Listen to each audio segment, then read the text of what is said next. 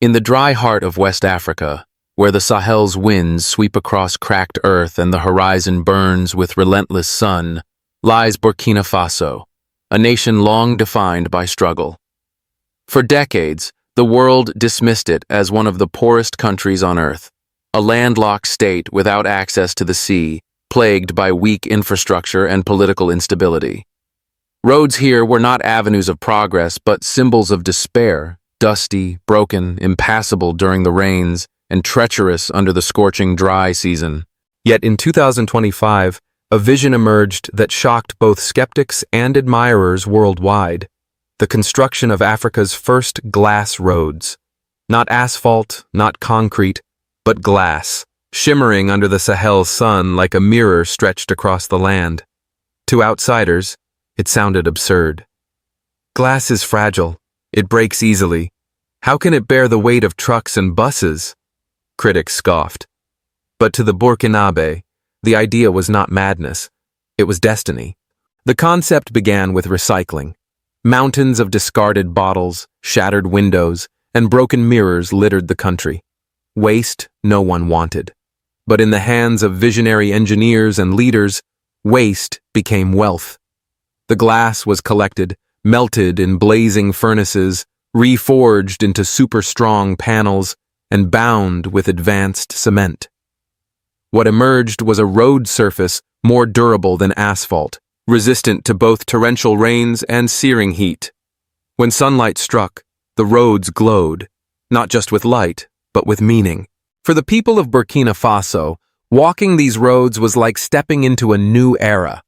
Children stopped to see their reflections on the surface.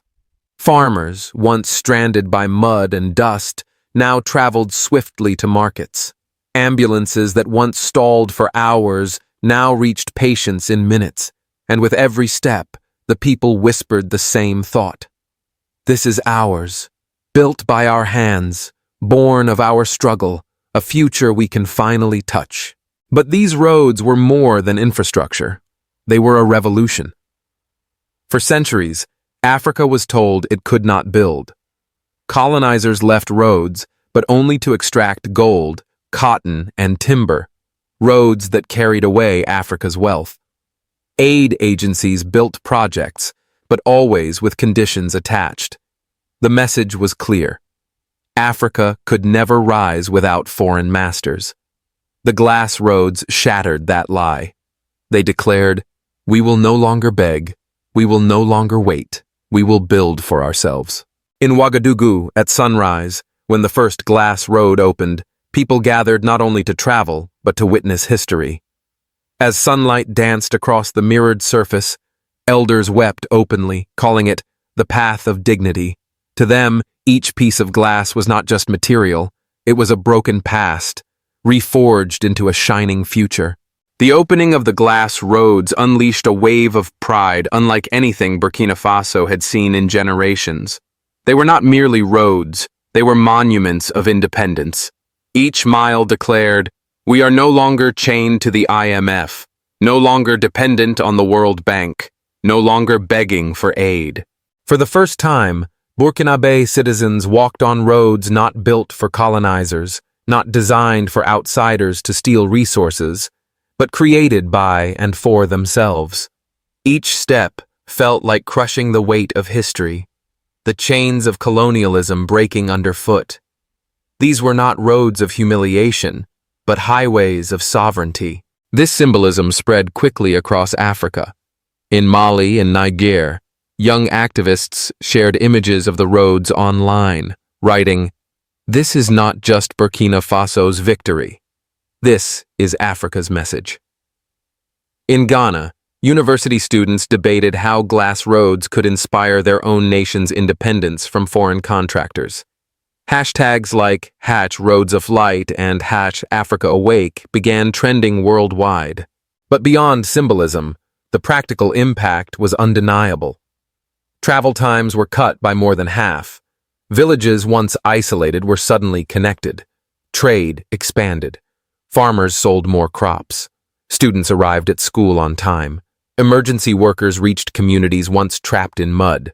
The roads did not just move people, they moved hope. And for the youth, They were more than concrete progress. They were a classroom, a teacher. Every shining surface reflected a new lesson. You are not weak. You are not prisoners of history. You are the builders of tomorrow. Instead of inheriting poverty, humiliation, and debt, the youth now inherited innovation, pride, and freedom. In Burkina Faso, people began to speak of the glass roads the way others speak of monuments. They were not only paths of travel, but symbols of identity. They represented a continent rewriting its own story, no longer defined by outsiders, no longer trapped in narratives of dependency. When the world saw these roads, they saw more than Burkina Faso. They saw the awakening of Africa. And the message was clear. We are no longer the backyard of empires. We are the architects of our destiny. When the first footage of Burkina Faso's glass roads reached global newsrooms, the reactions were immediate and polarized. In Europe, anchors called it a miracle from an unlikely place. In Washington, think tanks debated whether this was innovation or propaganda. In Beijing, policymakers quietly studied the technology, asking how Africa had managed to pioneer something the industrial powers had not. And in Paris, the former colonial master, the roads were seen as an unmistakable message. Africa was no longer kneeling, because these roads were not silent. They carried a message louder than speeches, sharper than treaties. Africa will not bow again.